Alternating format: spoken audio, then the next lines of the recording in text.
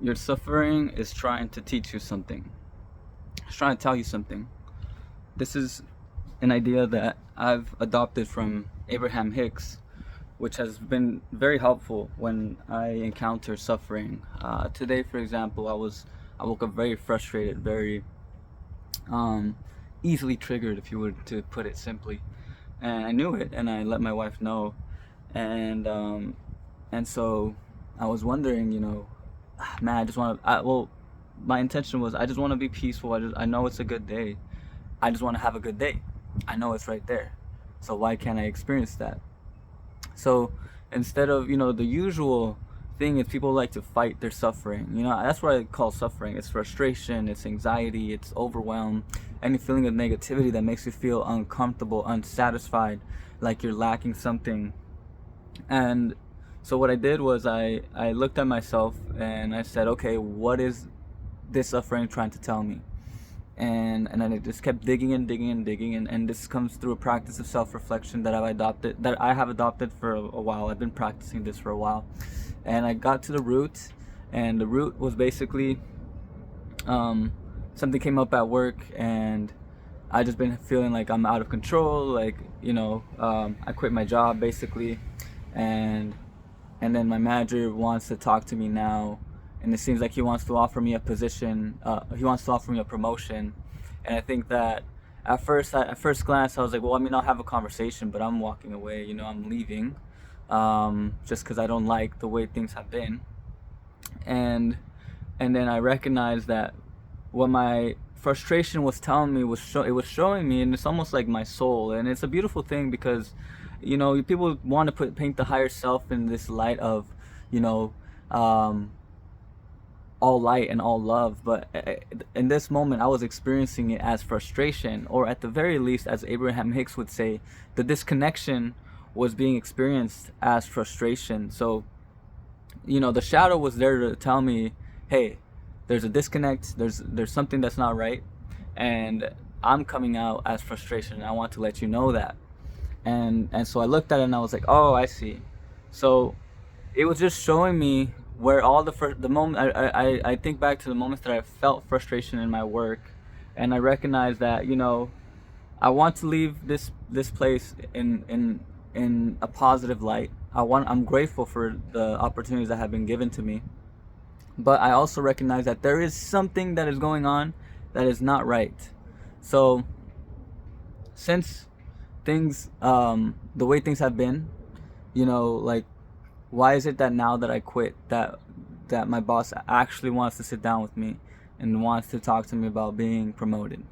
Like, he could have told me 2 weeks ago, or he could have done this any time beforehand, right? And so my shadow was basically telling me, like, yo, something is up, and if you even feed into that, or if you keep following that, you're gonna end up frustrated, and this is the reality that you're gonna be living. um and then I think I thought to myself, I was like, there it is, there's the frustration, and finally I can let it go. And I understood it, and I talked to it, and I was like, okay, I understand.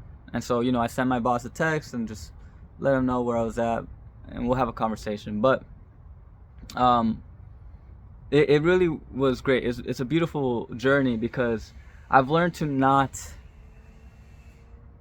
listen to the frustration so much. Like, people look at the frustration and they're like, oh my God, I'm frustrated. Something's off.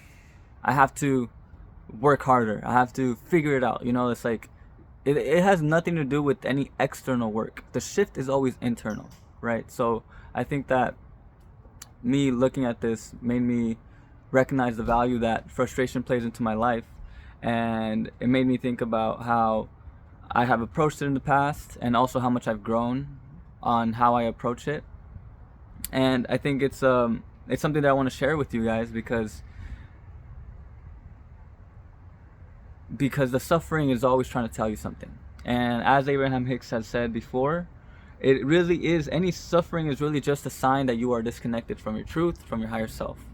um, and so the shift is always going to be internal, and there are many ways to do it.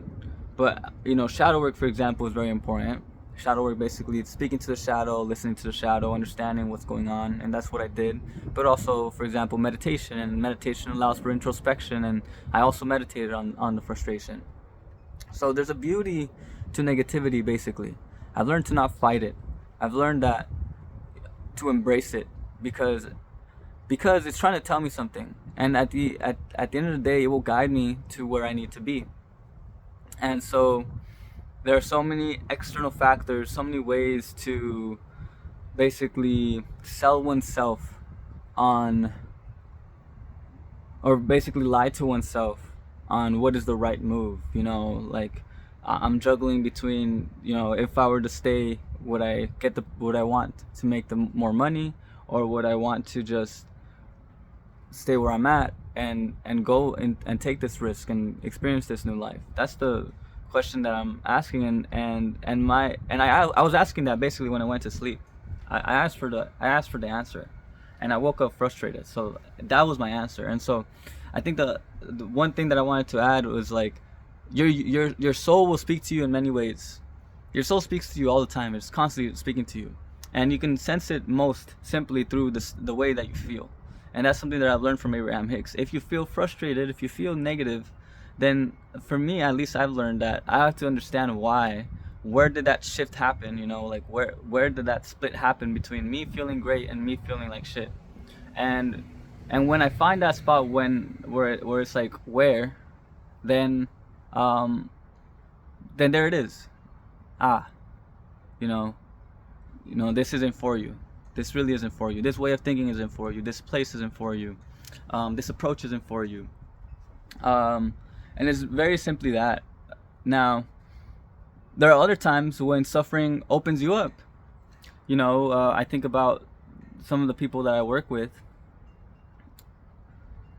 There's a shadow within the suffering, and when you embrace and you listen to the shadow, the more you observe it and the more you listen to it, the more able you are at releasing yourself from it, and transcending it almost. But transcendence through inclusion.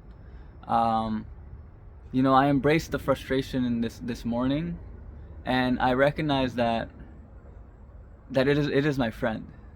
I recognize that the shadow is my friend, that suffering is my friend, because it is constantly remind me to follow the line of least resistance, constantly, and it's showing me the things that actually matter.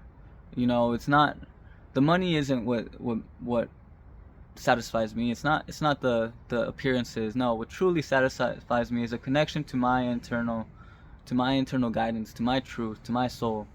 So I obviously understand that conceptually, but to experience that, to understand that experientially, means to be able to